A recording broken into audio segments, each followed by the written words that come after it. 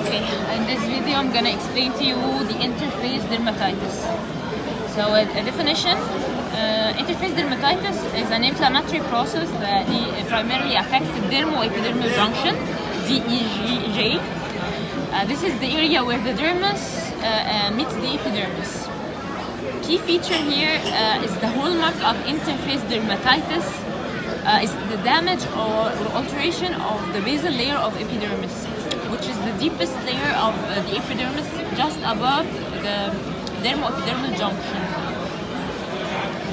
Okay, the classification according to the predominant pattern of inflammation. Okay, it's either mainly lichenoid or mainly vacuolar. Okay, the first type, mainly lichenoid. In this pattern, there is a dense band-like infiltrate of inflammatory cells, mostly lymphocytes, in the upper dermis. This infiltrate obscures the dermo-epidermal junction, making it look less distinct. Think of it like a thick band covering the normally clear line between the dermis and epidermis. Examples include lichen planus, lichen drop eruption, lichen nitidus. The second classification is the mainly vacuolar.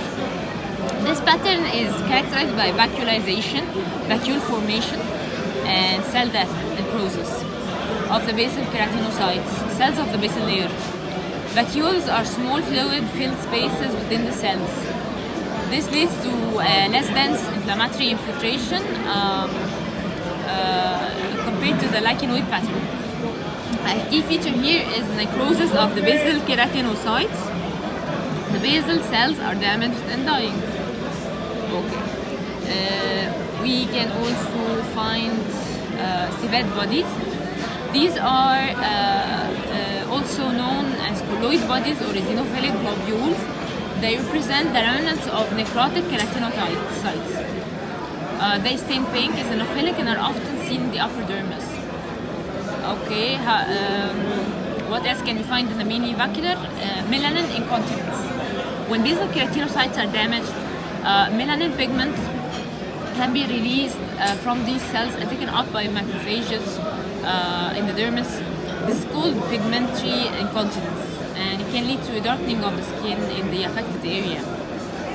Examples include erythema multiforme, lichen sclerosus atrophicus, LSA, discoid lupus erythematosus, DLE, fixed drop eruption, FDE.